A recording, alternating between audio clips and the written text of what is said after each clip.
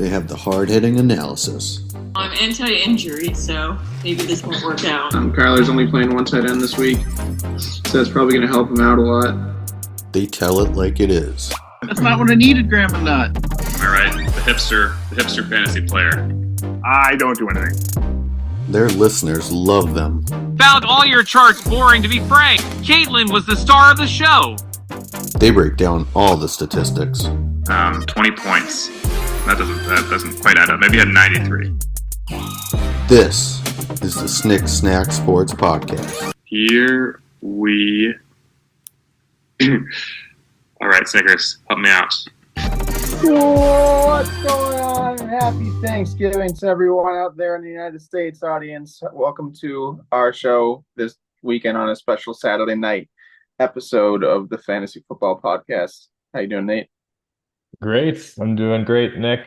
Another great week, and happy Thanksgiving to you. Happy Thanksgiving to everyone out there. I assume that most of our listeners are not from the United States, so out there we celebrate Thanks this week.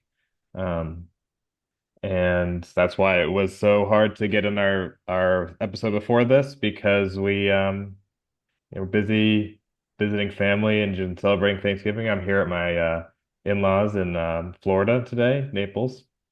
And but the fantasy season goes on. We've already had 4 games this week?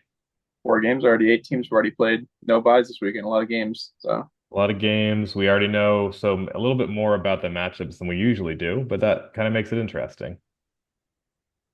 But we got another guest on the show. We got one of our co-commissioners. And before we jump into last week, let's talk about our bet.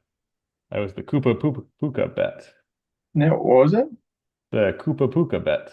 The Koopa Koopa, yeah. No, you ended up getting hit me with the red shell. You beat me by 4 points. Puka Nakua obviously getting a couple more points than Cooper Kupp in the Rams game last week.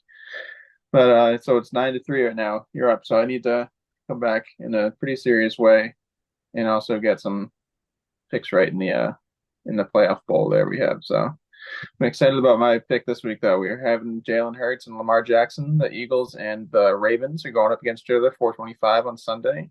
Mm-hmm. And it's going to be hopefully a pretty good game. I'm taking MVP Lamar Jackson to shatter Jalen Hurts and have the Ravens completely overwhelm them there. So Jalen throws a couple picks, has a fumble maybe. See how it goes. Yeah, Lamar Jackson seems like the obvious pick. He's been better on the season than Jalen Hurts, but that's why you have to go big brain on this one and know that Jalen Hurts has always scored better than Lamar Jackson when they played together. I haven't checked that, but I assume it's true. Jalen's been playing for 4 years. There's a very good chance they've played once. And we can have a researcher look that up while we're on the show here. But it was a really fun week, like you said, last week. And a lot going on this week that we got to. Yeah, let's go into the standings. The standings, a lot happened this week. Matt locked up the 4th spot in the playoffs. I mean, he still could move up in seed, but he's now in the playoffs. He's our 4th person. And unfortunately, you and John both were eliminated because of your losses this week. Yeah, no, that honestly was a tough one. I know the score doesn't look like it. I lost by quite a lot. That was all Saquon adding injury to insult there. But I was happy with my team. Jaden, Dave, you guys were rock stars all year long, and you guys were rock stars in the final game there. Obviously, still going to put all my heart into it. Going to try and defeat Kyle this week and defeat John next week and win the toilet bowl, because I've never, ever lost a game in the toilet bowl in my life. That is a true fact. And right now it would be going for the 3-peat, right? The 3rd year in a row of the toilet bowl. Unfortunately, I've been in the toilet bowl 3 years, yeah. Well, unfortunately is maybe the wrong way to put it. It's unfortunate you didn't make the playoffs, but you've been the best non-playoff team. That means 3 years in a row. It's absolutely correct. And the other 2 times in my life that I didn't make the playoffs in the league, I won the toilet bowl as well. So just getting this in from our researcher, Lamar Jackson is 1-0 against Jalen Hurts. In fantasy points or in NFL points? Head-to-head regular season points. I see. Because I think that Jalen Hurts had a better fantasy day. That's why I picked him because of my get there. Um, but I believe he scored like 5 or 6 touchdowns. Um, Lamar might have fumbled a bunch. Can't quite remember when that happened, but Uh, um, you want to know a little bit of insider knowledge here? sure. Jalen Hurts was suited up for that game, and he did not complete a pass or make an attempt. Lamar's Ravens beat Jalen's Eagles when Jalen was not started yet, it looks like. So I see. So they never actually squared off in this way. Jalen had 2.6 fantasy points. Seems like he took over for, I don't know if Mariota was there or Wentz was there, but got a couple runs in. But yeah, Lamar destroyed him in fantasy. So watch out. Well, my researcher probably needs to be fired then because he told me the totally wrong thing before I made my bet pick. Hmm. Oh well. Well, it's gonna be different this year. Lamar's gonna be wowed, but he by what Jalen can do these days. He can bench like or squat like 500 pounds. You can, yeah. Lamar can't do that. You can probably do a decent amount. He's too skinny for that. Nate, I'll do a squat off with you this week, and winner gets a point in our bet. You would totally win, but I would still try it unless I break my back. Um, If you're breaking your back, you're using your back too much. I'll just give you a hint there. But yeah, no, a lot going on last week. Getting back on track here. Obviously, Nick Adams with Saquon scoring 40 something points, mhm. totally knocked me out of playoffs contention there. You beat Ducky by 35 points. Um, we can talk about that for a second, but we had the closest matchup of the week with Carson beating Kenny by 15 points. I know they had a little side bet going on there. We had Matt destroying John or sorry, Kyler destroying John and Matt coming in and almost doubling up Kyle's score. Kyle said he's resting his players, but you don't want to rest the players too much. Trying to secure up the number 1 seed is going to fall into the 3 or 4 seed if he keeps this up here. And big news of the week, obviously, was very confusing 0-0 tie between Katie and Shane.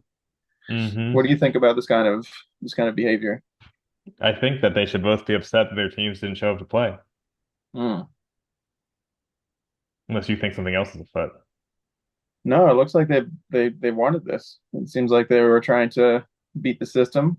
I'm always for going up against the system there, but it was very strange not knowing this ahead of time, ahead of Sunday's games, and seeing that all of their players were on their benches. I thought it was all big issue with the app, issues with the league, but no, it was just some insider collusion there, which I think in this case I'm okay with. Yeah, they were both out of contention. They knew that their matchups were not going to impact anyone else's seasons, and I think they both just had a hankering to play some Candyland. Mm. Yeah, no, we got to get him on for Candyland, it sounds like. But it is a little strange that Shane, this was his one win, was week 1 against Katie, beat her by quite a lot, and then he didn't want to get a second win. He wanted to play for a tie. So Yeah, and I did look through it after the week was over, and I do believe that Shane probably would have won. I mean, start sit decision would have played into it, but I think it was more likely that the team that I think Shane would have started would have beaten the team that Katie would have started. yeah, we'll Um, see how they go this week here. Obviously, they have pretty full lineups going into this week. Some already played Thursday and Friday, so yeah, and so just going back to the standings for a second, there are 4 teams fighting for the remaining 2 spots. They all won last week, including my own team. And this week, um, I mean, any teams that win out, I think are in unless they all win out. The only teams that are playing each other is me and Kyler next week, the last week of the regular season. mm. Um, so Yeah, I don't think either of you are going to clinch a playoff spot this week, no matter what happens. So that's definitely going to be for a playoff position. There's a chance maybe both of you get it, but most likely not, unless Nick Adams loses out, probably. yeah, I actually am not quite. If Nick Adams wins this week, I don't think he technically clinches, but he would be very likely to get in at that point. Mm. Um, so Yeah, so now we will just tell you a little bit about the news from the week. What's going on there, Nick? Yeah, no, actually, quite a lot of injuries. Obviously, everyone already knows what happened in the Thursday and Friday night games, and I'm not going to cover those. But J.K. Dobbins, the Chargers, going to be out this week. Josh Downs against the Patriots going to be out. Austin Eckler is going to be out. Brian Robinson looks like he is going to play.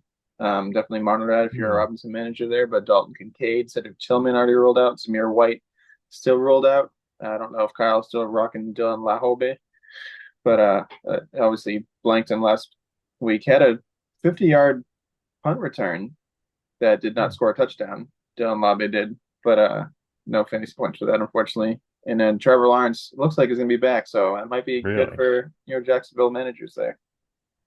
Very nice. And then yeah, I think that Jeremy, what's his name? The guy on the Dickie McNichols. yeah, McNichols. What do we nickname him? He was a hot pickup this week. So Sticky McNichols. Is that what we called Something him? like that. But anyways, he got picked up by Ducky's team again, as we'll talk about, and maybe will not be very useful. Hmm. But we'll actually have him on the show himself in just a minute after a quick word from today's sponsor. Hey you. Yes, you. Get caught gambling on games in your team's facility? Can't stop betting on sports apps despite every NFL show being sponsored by one? Come to Gamblers Anonymous, where we help you find healthy alternatives to gambling on sports games. Some options we've helped members find include: how many times will Snickers make lopsided trade proposals with an over-under of 4.5? Will Ducky change his team name every week? Matt's win total this year with an over-under of 0.5. And most importantly, who will face punishment between Snickers and Nate at the end of the podcast season? Calvin Ridley calls this program mid at best. Jameson Williams said, "This didn't help me at all." Gamblers Anonymous, here to help you gamble safely. Success is not guaranteed. Seats are limited. We are not registered or affiliated with the NFL, and the NFL will not reinstate you faster for attending. Each meeting comes with one free bet suggested on DraftKings. Use promo code GAMBO when you sign up. Coffee and tea are not provided. Terms and conditions apply. Ask your doctor if you're healthy enough for gambling. For real gambling problems, call 1-800-GAMBLER. Hey, you. That's right. Well, thank you for Gamblers Anonymous for joining the show. And what do you think about that over under on the trade offers, Nick? I think 4.5 is about what I've sent so far this year. Obviously only one got accepted so far. We'll see what happens the rest of the year here. But yeah, I'm excited for our guest here. Yeah, please welcome Nick to the show. All right, how you doing tonight, Shane? I'm pretty peachy. I got a tie last week with Katie. It was a hard-fought battle, but, we ended up tying at 0-0. It's kind of impressive that our defenses put up so few points that our offenses couldn't even counteract it. Indeed, indeed. Will you be joining us in the future to play some Candyland? I think there's got to be a tiebreaker in effect here, and I think the Candy Lane is the way to go about it. Do you think there might be easier ways to get in a game of Candyland with Katie? I thought about texting her and asking her to play Candyland, but I question her true dedication to it. I don't know if she truly appreciates the Candyland. I don't think she's really on that Queen Frostine train yet. I heard her once say she thinks it's a game of luck. Game of luck. That's how you know she doesn't know how to play it properly. Skill. You got to grab the card and say it's going to be this, and you got to mean it with dedication, and that's how you win the game. It's that simple. Otherwise, Grandma Nut's going to send you back all the time.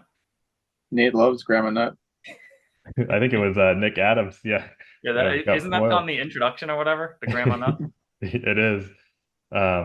Now, in terms of our matchup here, Nick, I did beat you. Does this mean that your team is not in playoff shape?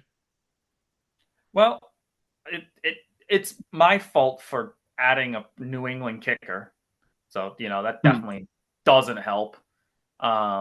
And it definitely didn't help to have your defense drop 16. I mean, your team, I would say, overperformed all around. I think you got a lucky week there, and I had a down week, and I'm gonna get rid of all my down weeks before the playoffs, so that when I go into the playoffs, I have all my good weeks. All I'll have to say to that, Nick, is just that my team is the highest scoring team in the league, and I think this was below my team's average on a week. So, yeah, and I think, do you have the standings open? I do. You can just go to that real quick. Scroll down to the points for. Yep. So you have the most points for. And interestingly enough, both Kyle and I have more points against than you, implying that you should be a significantly better record, but your team just is incapable of winning when it matters. So it's kind of tough. It is. It is certainly hard to understand how my team could have both more points scored and fewer points against, and be 3 games behind you both. What's more impressive is the fact that Kyle's almost even on points for and against is at 9-3. Yeah, that's wild. Although I guess that's what happens when you drop 200 on him when he only gets 95 or something like that. Yeah, both you, Nate, and Kyle have been having some crazy weeks where the games are not close at all, and both favors both of your directions there. Yeah, I've had pretty much besides that one week, my weeks have been pretty close almost every week. Now, except for that one week. Yeah, exactly. Now looking at this week ahead, it doesn't matter too much for you, although I'm sure you would love the bye, but Kyler needs this win, Nick. How are you going to stop him? So actually, I was doing it, Nate, just to kind of fully endorse it, because to be completely honest, I'll after that trade with Matt, which I still like, I wanted to veto so hard with the commissioners because it just seemed lopsided one way. Your team has this insane firepower potential that I don't want you in the playoffs. I really don't. And so I've been looking at ways that I wanted to win last week, which I think would have snuffed you out almost completely.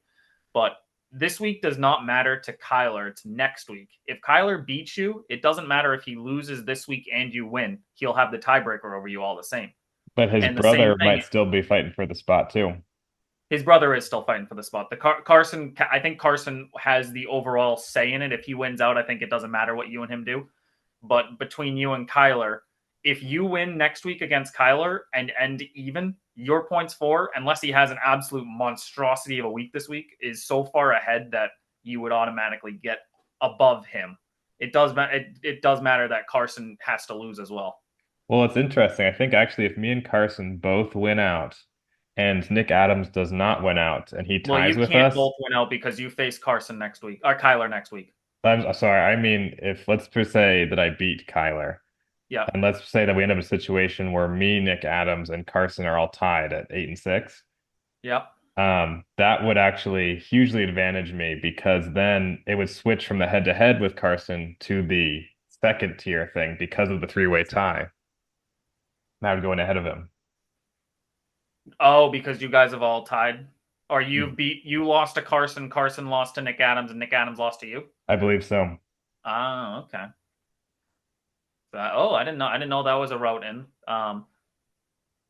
So you would have to win out. You'd have to beat Kyler still, because if Kyler wins, it puts it up there, and I don't know how it does 4-way ties. 4-way ties is where it gets really tricky, especially if you have 2 losses against Kyler. I don't know if it weights it differently.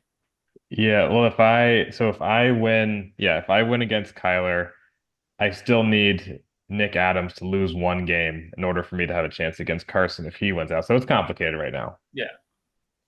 It's complicated in the middle there. It's complicated at the top 2 with 3, 9, and 3s. Obviously, Matt's trying to fly up there, secure a playoff spot. Matt's ranking will 100% depend on if he can beat me next week or not. And I'm facing him without Lamar Jackson, so that should help. Although I faced you without Jamar Chase and I still lost, so that says a lot. Yeah, and in this week here, I know you've been rolling Bo Nix recently. He's surprised us all. Is he going to be your playoff quarterback? I have looked at. I'm actually going to pull up really quick. I think Denver has a good quarterback playoff. Yeah, he's got Indy, Chargers, and Cincy, so I'm probably riding him all the way through. Indy, Chargers, and Cincy, yeah. Yeah, and Indy's the only one that's a question, and that's week 1. So if I get a bye, it doesn't matter. No, the Chargers are no slouch. They actually have a very good defense this year, contrary to what they do every year. And Bo Nix still got, I think, 20 points against the Chiefs. Yeah, I guess he does do it a bit different. And I mean, your other options, they make a case for themselves, but they haven't been very consistent, either one of them. Stroud is so close. If there was like one guy out there that I wanted, Stroud would not be on my team right now. I don't think you'd be too easily picked up either. He hasn't had a good season. No, he has been. I mean, to be honest, Texans offense has been just awfully coached, in my opinion. And they don't have an offensive line. That does help. Like I was watching a game. It was I think it was Houston versus the Jets. And unless they ran the ball, CJ Stroud was just running for his life and throwing terrible passes,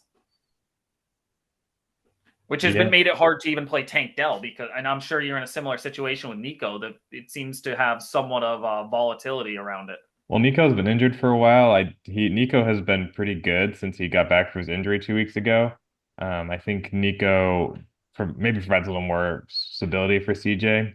But yeah, Tank wasn't what he needed. Maybe just kind of the small. He's a small, fast guy. Nico's a big guy. So yeah, it could be. And it seems like they switched because I was watching Houston last year, and I felt like Tank Dell was their long bomb guy that he'd stretch the field, where Nico was more the slot guy. And it seemed like after Tank Dell hurt himself, they put Nico in that long threat, and then the addition of Diggs put him in the slot, and it overwhelmed the whole thing. And I just don't think they have the same dynamic they had last year with Stroud and Tank Dell, because Tank Dell was their number one receiver last year when he was healthy. He felt like there was a good 5 weeks where when I had both of them, I would prioritize Tank Dell over Nico if I had to.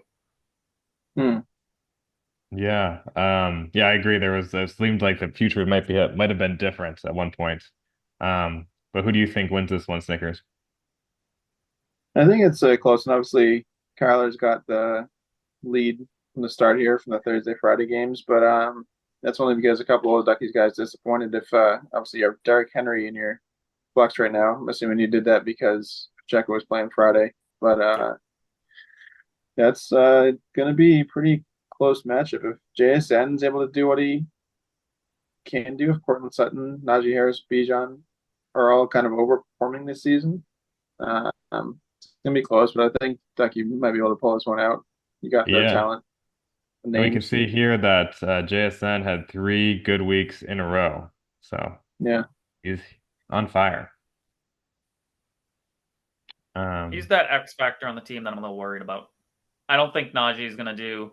I think Cincy's going to overwhelm Pittsburgh, or it's going to be a low scoring game. I mean, Pittsburgh doesn't, as we all know, Pittsburgh doesn't score touchdowns. They just kick field goals. That's true, but ask Joe Burrow how the Cincinnati defense is. They have been losing him games, even though Burrow's playing MVP right now. It'll be interesting to see if they actually lose this week, what they do. Yeah, it sure will be. I'm certainly rooting for you this week, Nick, because maybe it doesn't matter quite as much as the game next week, but nonetheless, want to see my current competitor lose. What other matchups are you looking at, Snickers?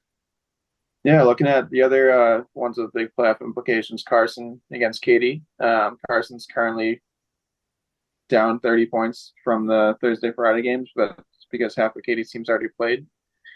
Obviously, we just talked about if Carson wins, then it kind of throws a wrench into everything. So you're obviously rooting for Katie to come back and take him down here.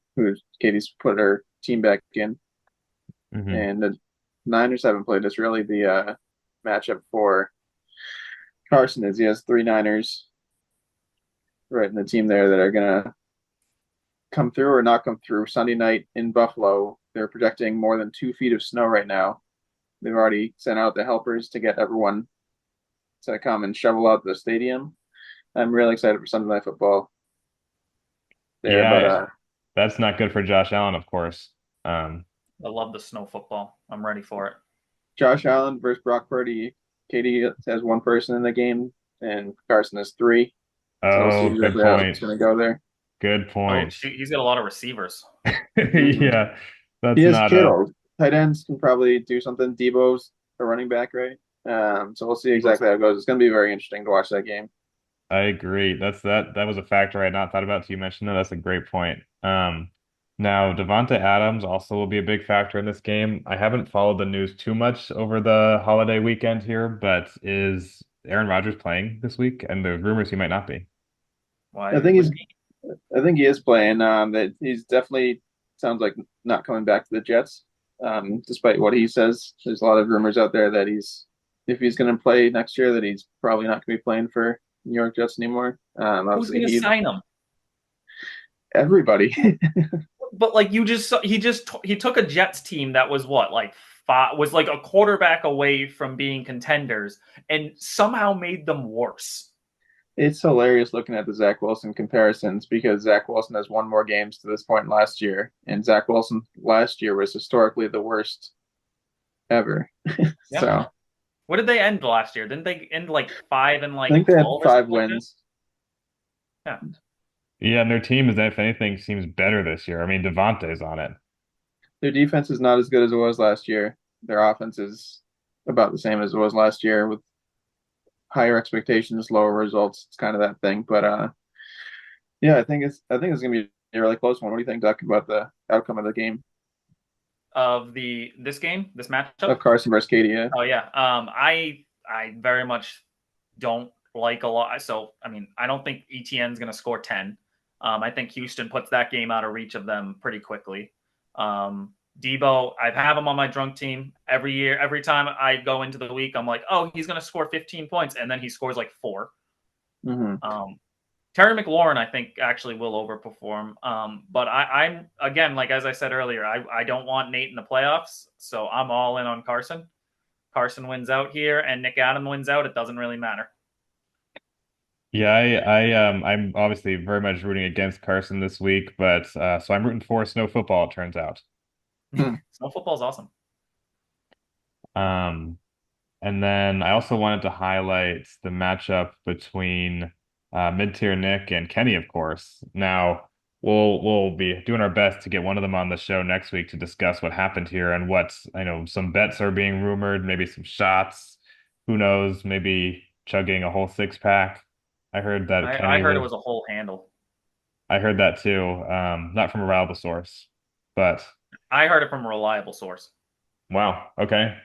Well, they're going hard, and the matchup right now is heavily in mid-tier Nick's favor if we think these projections mean anything.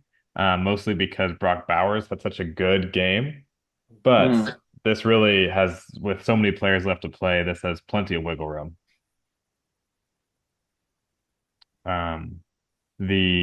Obviously in the bet earlier, Ducky, I had chosen Jalen Hurts to beat Lamar Jackson. I'm thinking that Jalen is going to be a good play this week against Baltimore. They seem vulnerable against the pass, and then Jalen has the rushing on the side. I think that the game's gonna be decided by Hurts and Barkley. Who does more? Yeah. I don't think it's gonna be like last week where they both put up a ton of points. I think one of them's gonna outperform the other one. Yeah, obviously Saquon had an amazing week last week, one of the best I can remember from a running back. But if there's something that Baltimore is good at on defense, it's blocking the running backs. So whether that applies to Saquon, we will see. Marvin Harrison has been so inconsistent that could really go either way. George Pickens feels pretty similar to me, even though he's been a little more productive recently. Since he helps them. And yeah, that's true. Brian Robinson. And San Fran's defense against Buffalo is a ballsy play. In the snow? With the snow, yeah. We'll see how it goes. Does that usually favor defenses? Snow favors defenses. I don't know about snow against Buffalo. In Buffalo, especially. I mean, yeah. I guess it wouldn't be snow in San Fran, but I think being home, I feel like you get favored. I think that Buffalo still probably scores lower on average in the snow, even if they're known for being good in the snow. So it might be a more viable play than usual. But Brian Robinson, obviously on Kenny's side, you said he was kind of iffy. I know he wasn't going to play, and now now he's projected to be number 1. So I'm gonna pick up Jeremy McNichols is looking worse and worse. But just shout out to Kenny. Little observation: he has Alan Lazard on his IR right now. Just keeping him on his team just in case he was wanting us to pick him up. Isn't he out for the season? Probably. He also is not good at football. So. But he's Aaron Rodgers' best friend, so he's a little Lazard King. Well, we also got Nick Adams with Adam Thielen on his bench. Yeah, Adam Thielen played last week and got 50 yards or something. Oh, did he? Oh. Yeah. So wait, is Is mid-tier Nick just bench locked right now because Adam Thielen isn't injured? He can't make any waiver chains until he moves them out. I think he can't make any in and out moves either. No, you should. I think you can adjust your lineup. I could be wrong. No, you should be able to adjust your lineup. Oh yeah, because I had Pacheco in there for a while until I moved him out. Yeah. Okay. So you can move your roster around. You just can't make any trades or claims. Not that it matters because he can immediately cut Tennessee's defense. I don't know why he has them. They're a good defense.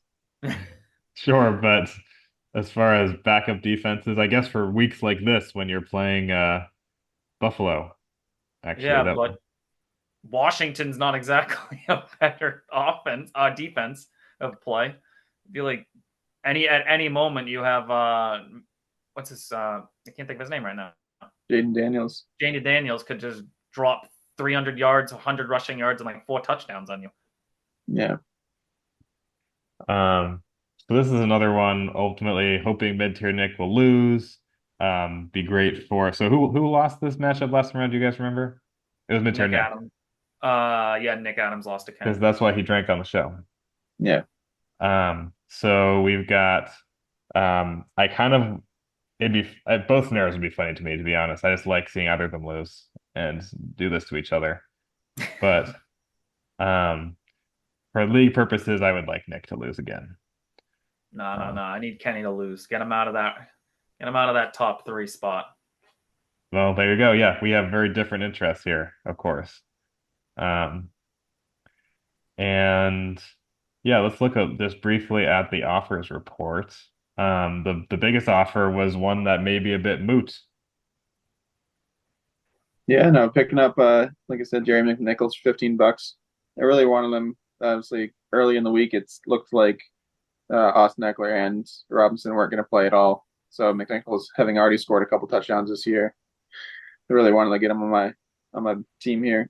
We'll see how he goes. He still could. I'm probably not going to play him, but he still could score touchdowns, get some work this week, going into the rest of the season here. Yeah. How long did they sign Eckler for? I think it's just a 1 year. Because if he's hurt, they might just start leaning on him to see what he is. Yeah, that's definitely a good point.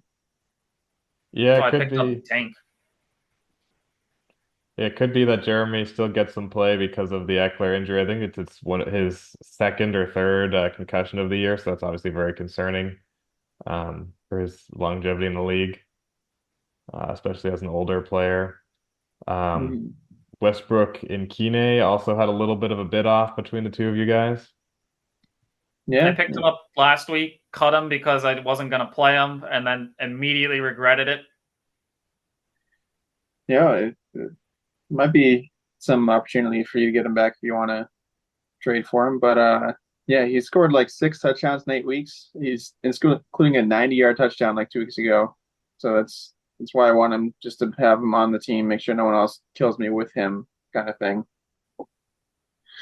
But yeah, Derek Carr, Blake Corum, John Parker Romo, a couple dollar bets just to, I'm assuming, fill up some spots there. Yeah. Yeah, the Carr Derek making a Carr smart one. move, getting rid of Dylan Laube. Yeah. That's sad. I was after hearing Kyle's story about him, I was rooting for him, but it seems like it's not gonna work out probably. Funny that Matt picked up Derek Carr because Derek Carr has been terrible since the first 2 weeks when everyone thought maybe he'd be good. But yeah, anything else that you guys want to add before we end today's show? I'm excited to get Jamar Chase off your hands this week when you lose and get eliminated from the playoffs. I don't think I would technically be eliminated, but it would be hard. I think if everyone else won, maybe I would be eliminated. But if Nick Adams wins and you lose, and Kyler and Carson win, I think that would eliminate you. Yeah, it could. I think I can take Shane for sure. Now, if he eliminated me after having like a 1-win season, that would surely be humiliating, and he would love that. But Shane would absolutely never let you hear the end of it. But I'm feeling okay about this week. Yeah, because I think I'm looking at the standings right now. Nick Adams wins. I think he clinches the playoffs. I think we were talking about this before you joined, but I don't think he technically clinches, but I think he gets really close to clinching. Depends on how everything falls out. It's going to be a game of Jenga going into the final week of the regular season. It's going to be a lot of fun. Yeah, for sure.